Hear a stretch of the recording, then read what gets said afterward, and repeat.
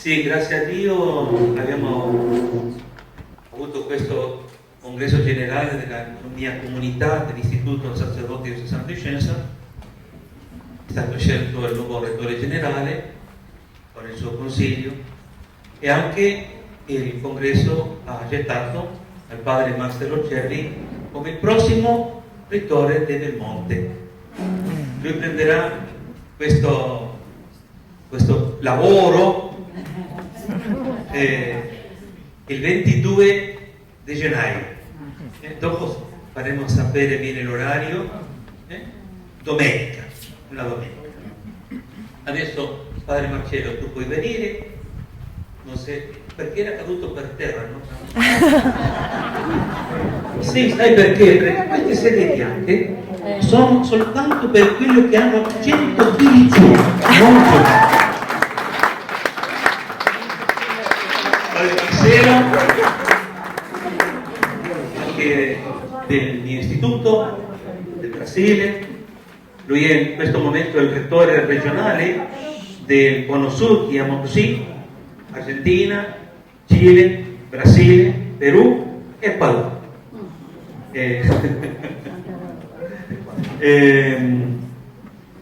Va bene, meglio che parlare io, lo lasciamo a parlare. Benvenuto.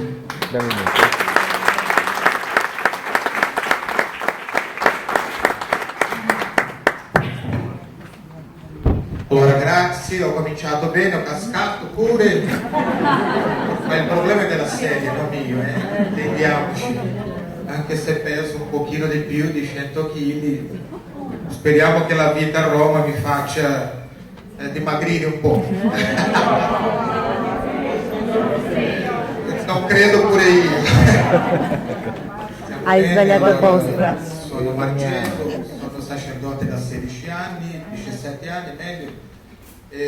La comunità mi ha chiesto di stare qui per i prossimi 3 anni. Succedere Don Daniele non è mica facile, perché è un sacerdote non solo abbastanza bravo, ma che l'ha preso con tutto il cuore il lavoro qua, lo fa con tutto il cuore. Spero che il Signore mi dia la grazia di imitarlo, no? Di seguire i suoi passi, anche perché quando un sacerdote, a noi diocesani capita sempre così, che dopo un po' di tempo ci trasferiamo, sempre lasciare un posto significa lasciare persone, e questo non è semplice. Ieri proprio stavamo a cena e lui ci ha detto: io avrò tanta nostalgia quando me ne vado di qua, cioè, del posto sicuramente, ma soprattutto di voi e del lavoro che fa presso me. Allora lui dà adesso il nostro ringraziamento e mi presento semplicemente. Io ho origine italiana, i miei nonni sono italiani da Trentino, un'ondata di immigrazione, sono andato in Brasile, non abbiamo lasciato parenti, siamo andati tutti. Il mio cognome forse è conosciuto, è Cervi, fratelli Cervi, Gino Cervi, cioè, Don Camillo e Peppone, purtroppo sono Peppone e non Don Camillo. Comunque siamo qua e speriamo bene che nei prossimi anni, insieme alle sorelle, a voi dirigenti della famiglia, ai padri di Schönst, possiamo fare il nostro lavoro. E perciò adesso vorrei semplicemente dire un po' di parole sulla missione di Belmonte nel contesto della Chiesa in cui siamo proprio inseriti. Noi ogni anno facciamo questo raduno, ci incontriamo proprio alla casa di famiglia nostra, noi ci sentiamo a casa, il santuario è la casa nostra, così voleva il padre Kentenich per noi. Noi siamo una famiglia. Dal momento in cui abbiamo fatto l'alleanza d'amore con la Madonna, siamo entrati a far parte di una famiglia, e questo legame, questo vincolo nessuno può distruggere. Allora, tanto per sapere chi ha fatto l'alleanza d'amore, alzi la mano. e gli altri sono invitati cordialmente a farlo, non sorelle. Quando verrà a Trento, padre? No. Volentieri lo aspettiamo. Siamo una famiglia. Dal momento in cui la madre ci ha chiesto di fare con lei un'alleanza, una consacrazione, entriamo a far parte di un nuovo gruppo dentro della Chiesa, nato precisamente dal carisma del padre Kettner. E questo incontro con la madre pellegrina per l'Europa, proprio in quest'anno della misericordia, è un invito, o meglio, un rafforzare l'invito del Santo Padre per essere questa Chiesa in uscita. Ma in uscita verso dove? Qui non si tratta tanto di un posto, di un luogo, un sito, ma si tratta pure di essere in uscita verso le persone. Allora, vogliamo prendere dei pensieri in 3 punti, anche per non stancarvi tanto, 3 brevi punti. Primo, guardare un po' la vita del padre Kettner, che cosa lui ci regala col suo carisma nell'alleanza d'amore. Poi guardare un po' la missione di Belmonte e poi confrontare questi sguardi sia su Schoenstatt, il padre Kettner, sia su Belmonte con la vita della Chiesa e della società di ogni giorno. Primo punto, la vita del padre Kettner, il suo carisma regala pure una nuova visione della vita. Cioè, quando facciamo l'alleanza d'amore ci viene regalata una dimensione della vita cristiana importantissima, che noi chiamiamo, con le parole di padre Kettner, la fede pratica nella divina provvidenza. Cioè, tutti noi abbiamo fede, siamo credenti, anche se oggi la fede purtroppo viene meno dentro le nostre famiglie, dentro la mia famiglia pure. Però noi siamo credenti, ma non basta essere credenti in questo mondo. Cioè, dobbiamo avere quel senso della fede che ci fa guardare oltre gli avvenimenti di ogni giorno. E questo non tutti hanno. La stragrande maggioranza crede in qualcosa, crede a Dio, agli angeli, ai demoni, crede a tutto.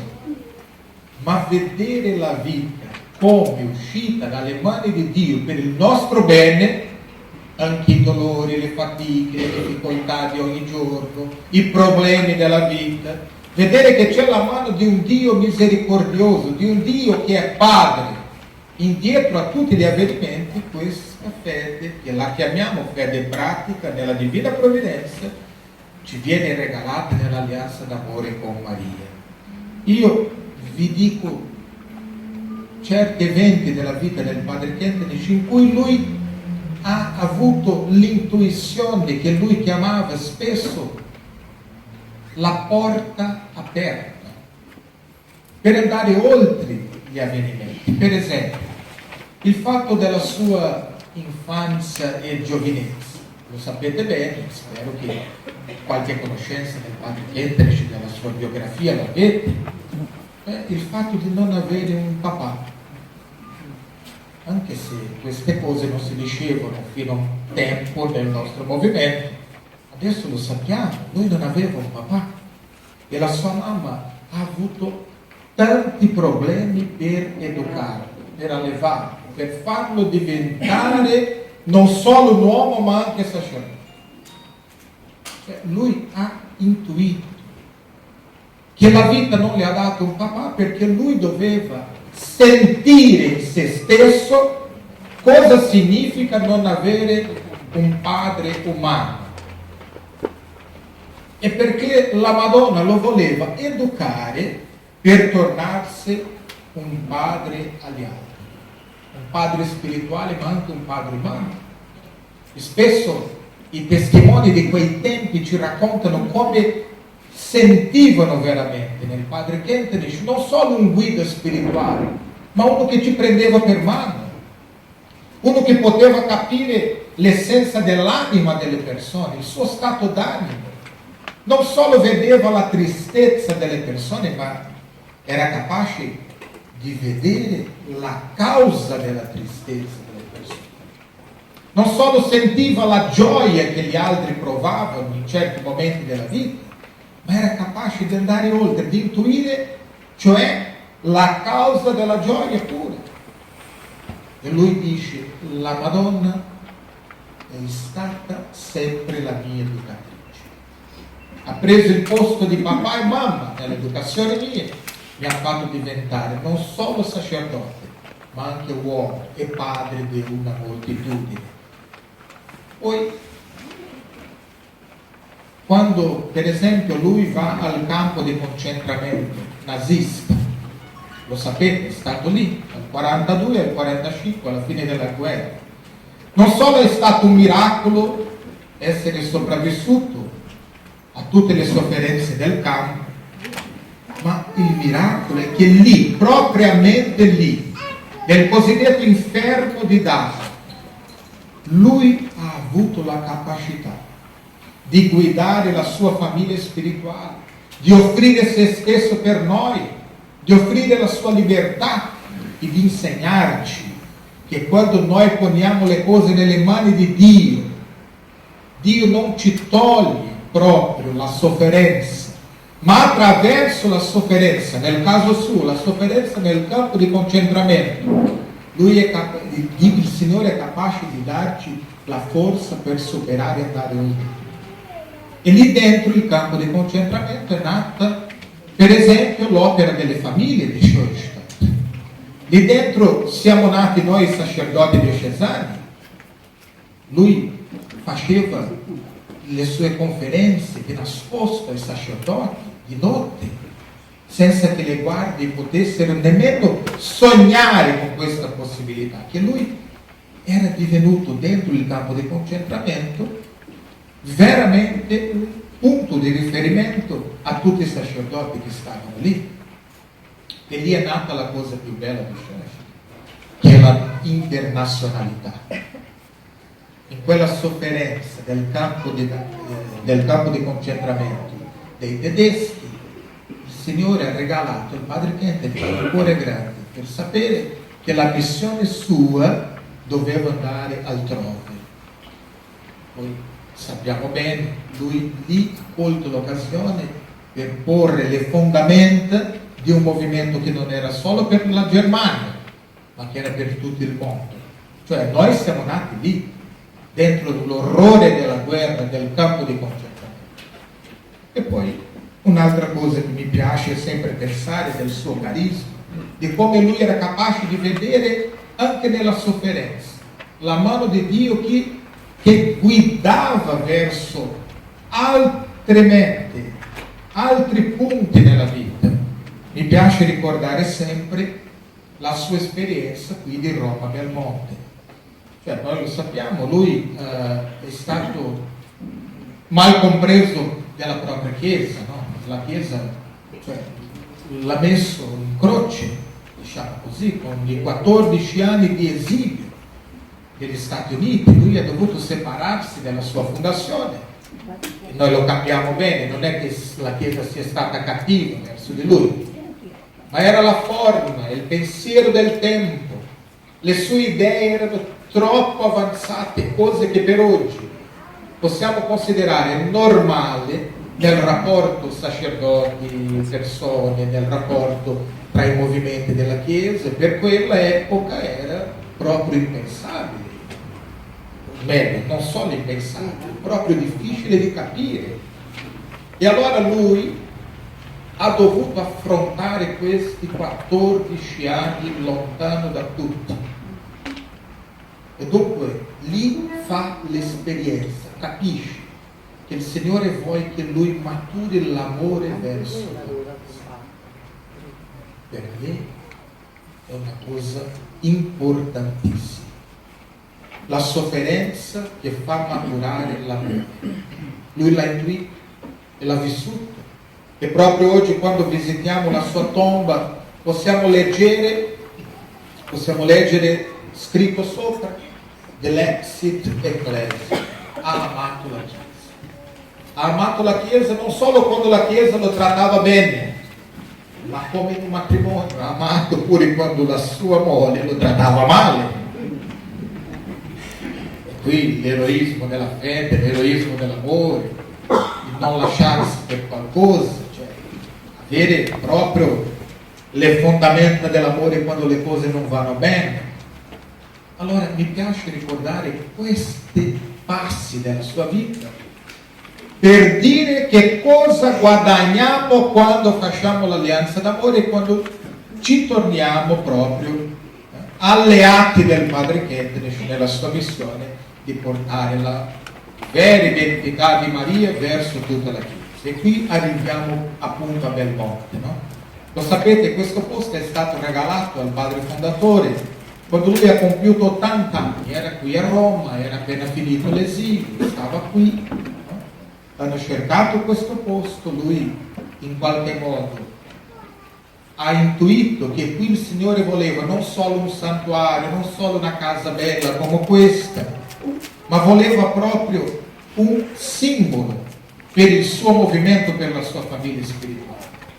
Questo posto deve essere, ha detto lui profeticamente, deve essere un punto di riferimento presso il Santo Padre di tutta la Chiesa. Noi siamo nella Chiesa, ma la Chiesa magari non conosce ancora cosa possiamo regalare, non solo di novità, ma di originalità. La Chiesa è fatta di tanti, grazie, come mi tratta bene. Non magari vuole che hanno paura scappa, che io tornando che nel scappi. non ritorni più alla Sì, sì, sì. ma non sarà così. Allora lui profeticamente su questo posto ha detto che noi dobbiamo regalare la nostra originalità. La Chiesa è fatta di tantissimi movimenti, Roma è piena di tanti movimenti, di tante realtà di Chiesa. Quale senso ha una casa, un centro internazionale proprio qui? Questo deve essere il pulpito, da dove l'originalità del nostro carisma possa contagiare tutti i movimenti della Chiesa insieme al Santo Padre. Il nostro lavoro qui non è solo un lavoro fisico, non si tratta solo di costruire una casa, un centro, ma si tratta di costruire la visione originale del padre Kentenich, del suo carisma, per questa Chiesa che lui chiamava la Chiesa delle nuove spiagge. Cioè, noi ormai stiamo non solo vedendo, ma stiamo vivendo un tempo differente, un tempo diverso dentro della Chiesa. Stiamo proprio nelle nostre parrocchie, magari, non lo so come vanno le cose qui, bisogna stare un po' sul posto per capire bene, ma almeno da noi si vive un tempo nuovo nella Chiesa, un tempo di un rapporto più umano, più semplice, che costruisce i ponti tra le diverse realtà, e questo lo dico non solo nell'amore tra i fratelli, ma nell'amore magari con quelli che se la pensano diversamente di noi, che credono diversamente di noi o che non credono più. Questa Chiesa in uscita, come stiamo tanto spesso stiamo ascoltando dal Santo Padre, questa Chiesa capace di andare dove sono le persone poi più sofferenti, più miserabili, non solo la miseria materiale, ma quella miseria umana, l'assenza di rapporti, l'assenza d'amore, l'assenza poi di senso per la vita. Questa è la missione della Chiesa, che lo dice il Santo Padre. Allora qui dobbiamo fare in primo luogo che la Chiesa possa sperimentare la nostra originalità e che cosa possiamo offrire per sanare le malattie di questo mondo. In un altro momento Roma Belmonte significa pure la verifica se questo carisma va bene spesso fra di noi. Possiamo avere la bella idea di offrire alla Chiesa un carisma che funziona, ma dobbiamo fare la verifica. Qui siamo comunità diverse. Vi presento, Sorivon mi aiuta a presentare poi le comunità diverse che siamo qui. Per esempio, qui abbiamo Padre Walter, che è della comunità dei Padri di Scenscio, è una comunità fondata dal Padre Kentenich. Qui abbiamo i sacerdoti diocesani, Noi apparteniamo alla diocesi.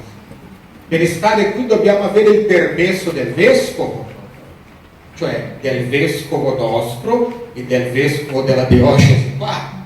Non è tanto semplice magari come i padri di Scienza che dipendono solo dal suo superiore. Poi abbiamo le sorelle, un'altra comunità. Fino adesso abbiamo detto quante comunità? Poi abbiamo pure le coppie. Siamo arrivati a? Abbiamo anche presentaci, così prendo l'acqua. Le madri di Schoenstatt sono presenti qua. Poi c'è anche delle Roberta e delle Frau, signora di Schoenstatt, rappresentanti pure. Siamo tutti? La campagna? La gioventù, c'è qualcuno della gioventù femminile e maschile, c'è anche, oggi non sono venuti, ma c'è, non sono venuti, ma c'è presente anche a Roma. Il movimento della campagna? La campagna della Madonna Peregrina, c'è qualcuno? Come no, scusa. La campagna della Madonna Peregrina. Penso anche numerosi. È un movimento più popolare, più ampio. Era la cosa talmente ovvia che siamo. ce la Ci siamo siamo? dimenticati. Sì, Certo, sì, ci con la siamo. salta di mano? Guarda. Visto? Allora? Siete più di noi e noi siamo qui per aiutarvi a compiere la vostra missione. Avete visto quante comunità diverse nate da un unico pensiero, da un unico cuore, da un unico carisma del Padre Kenke. Questa è la nostra originalità. Il Belmonte deve essere il posto di verifica se riusciamo a lavorare insieme. Perché lo scopo di Schoenstatt, uno degli scopi di Schoenstatt, poco conosciuto, mi sono reso conto che è poco conosciuto, la Confederazione Apostolica Universale, cioè unire tutte le forze della Chiesa per la missione della Chiesa in mezzo al mondo.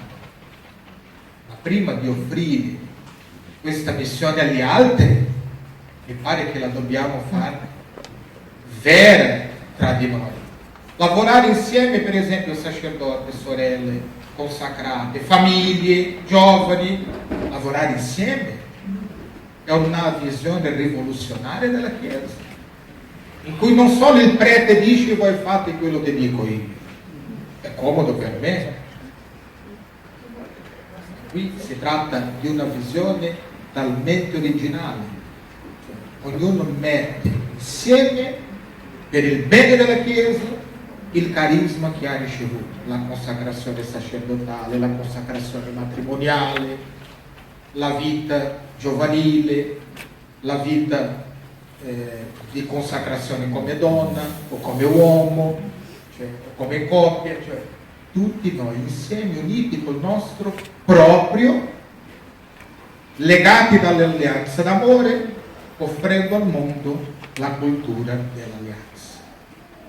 E qui arriviamo all'ultimo punto di questa meditazione.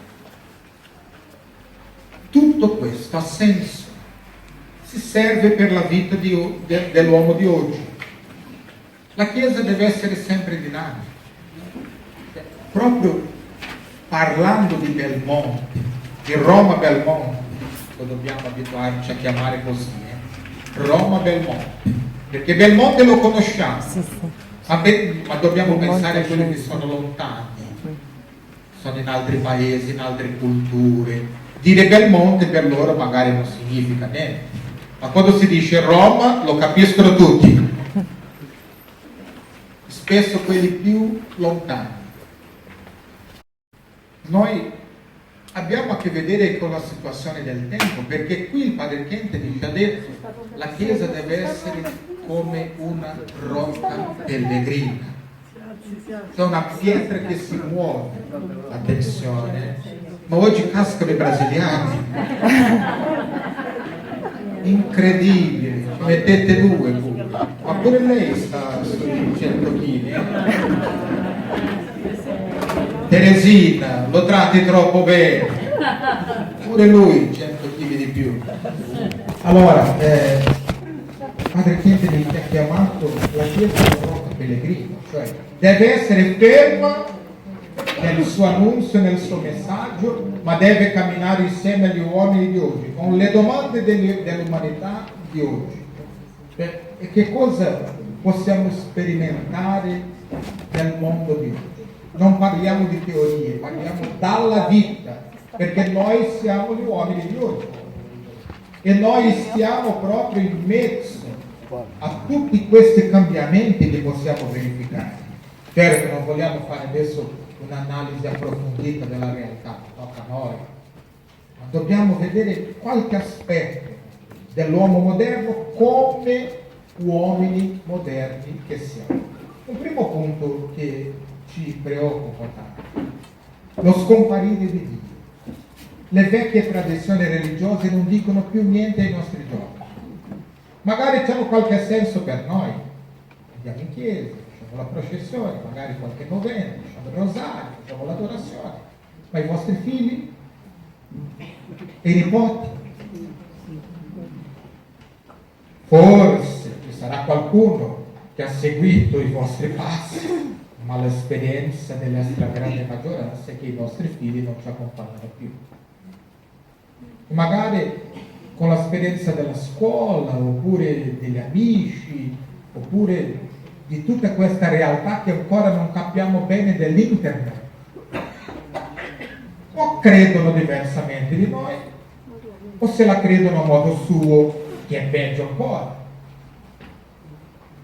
La stragrande maggioranza non è che non crede, ma vuole una religione a misura sua, per i suoi bisogni. Volete vedere un esempio chiarissimo? Anche noi, ancora oggi, ci diciamo tanto credenti, ma nelle nostre scelte personali facciamo cosa ci viene nella testa. Ma pure io sono così e non è che sto giudicando gli altri. Cioè, quelle basi di una società cristiana, di un modo di vivere, di un modo di essere cristiano non esiste più. E cosa possiamo fare? Chiuderci? Tornarci tradizionalisti? Chiusi nei nostri pensieri? No, dobbiamo dialogare, è la via più difficile. Riproponere la fede ai nostri giovani, ai nostri figli, ai nostri nipoti. Presentare gli stessi contenuti di sempre con una veste nuova e con esempi nuovi e con gioia e godendosi la fede, godendosi stare insieme anche per celebrare l'Eucaristia, per esempio. E questo lo dobbiamo non solo sperimentare ma predicare da qui, dal pulpito di Padre Chiendini di Belmonte. Perciò sarebbe molto importante che questo posto diventasse pian piano un luogo di ritrovo dei nostri giovani, per esempio, i figli vostri, i nipoti vostri, una settimana a Belmonte all'anno, per sperimentare, per stare insieme, per godersi pure l'amicizia, l'incontro con altre persone che se la pensano uguale a loro, non fare il lavaggio del cervello, ma nella loro originalità avere un pensiero comune, provare che è possibile pensare diversamente la fede nel mondo che cambia e che spesso fa scomparire il Dio della cultura. Un'altra cosa è il vuoto, la solitudine, la malattia di non trovare più senso nella vita. Ogni anno vediamo persone sempre più sole, persone sempre più chiuse, presi dai suoi sentimenti, dando spazio a quella paura, quel terrore interiore di non confidare più in nessun'altra persona. Spesso proviamo la freddezza del cuore, l'indifferenza nel confronto dei dolori degli altri, o anche della gioia degli altri. Magari qualcuno ci viene a raccontare una gioia, un'esperienza bella. Io ho sentito anche delle persone che dicevano: che me frega proprio se sei contento, se sei malato, se sei triste, fatti per gli affari tuoi e io me ne vado per i miei. Ma è una realtà omogenea in tutto il mondo, eh? Non credete che solo qui a Roma si vive così. In tutto il mondo si vive così, pian piano, sempre più chiusi. Cioè, il fenomeno meraviglioso di questa rete globale, perché noi siamo in un mondo globale, cioè il mondo è diventato piccolissimo per noi. Una verifica la facciamo oggi: quanti paesi siamo qua, quante nazioni siamo qua, ma un mondo che costruisce ponti tra i distanti e costruisce muro tra i vicini. È incredibile come stiamo sempre più lontani gli uni dagli altri e più vicini a quelli che stanno tanto lontani e che magari non conosciamo, non sappiamo neanche chi siano, no? Allora questa freddezza, questa indifferenza nel confronto degli altri, questo individualismo è uno dei problemi del nostro tempo. Finalmente la incapacità di vivere le vere gioie della vita. Abbiamo bisogno sempre di più. Non siamo mai soddisfatti nelle cose materiali, spirituali. La conseguenza è una ricerca più sempre veloce dei beni materiali, di rapporti fatti da interessi, cioè una ricerca sempre più veloce delle cose che ci danno certa sicurezza ma che sono passeggere. Allora la visione di Schoenstatt è propriamente una cura a tutte queste malattie dell'uomo moderno, a tutte queste malattie. L'alleanza d'amore ci dà la capacità di andare oltre, di superare tutto quanto. No? Il Belmonte, Roma Belmonte, deve essere senz'altro il posto adatto per offrire questa esperienza alle persone. All'assenza di Dio, la fede pratica nella divina provvidenza. Al vuoto, alla solitudine, all'indifferenza, la spiritualità, la cultura dell'alleanza. Al materialismo, alla ricerca sempre di più, la vera gioia di sentirsi figli di Dio, non solo amati da Dio, ma coccolati, ma spesso curati da Lui con un amore incredibile. In questi tempi in cui il Papa ci chiama ad essere una Chiesa in uscita, anche noi vogliamo corrispondere all'appello del Santo Padre con questa nostra originalità. Noi abbiamo una parola per l'uomo moderno e la campagna della Madonna Pellegrina è un segno che la Madonna anche va in cerca a questi suoi figli per curarli, per sanarli di queste malattie, per condurli qui a Belmonte, per fare l'esperienza del suo santuario. La sua immagine pellegrina parte proprio da qui e a questo posto vuole farci venire spesso per provare la fede pratica, la spiritualità dell'alleanza e la filialità. Noi siamo gli strumenti, e con questo concludo. Noi siamo gli strumenti di questa Vergine pellegrina, ma proprio noi, povera Madonna, proprio noi siamo gli strumenti e siamo gli strumenti. La missione è grandissima, ma i nostri problemi anche sono grandissimi, i nostri difetti sono grandissimi. La nostra malattia spirituale è grandissima. Siamo poveri, umanamente parlando. Ma guardiamo il modello che la Chiesa ci propone proprio oggi, il 4 settembre, la canonizzazione di Madre Teresa. Ma era una donna grande, ma era una donna importante. Ma quale importanza? Ma quale grandezza? La sua grandezza era la sua fede. E qui il Padre Kettner ci vuole proprio fare sperimentare questo, che nella forza dell'alleanza nulla senza di te, ma nulla senza di noi possiamo farcela la missione. E guardate anche a Pozzobon, no? Un povero uomo, anche poraccio, no? Ma chi era Pozzobon? Ma chi era quest'uomo? Un burino proprio, a dircela romana, no? Era nulla, un uomo semplicissimo, nonostante lui ha detto: io ho capito l'origine, ha intuito l'origine, E di lui il padre Pietnich aveva una stima grandissima, ma di lui si parlerà in seguito e io vi lascio qui. Grazie del vostro ascolto.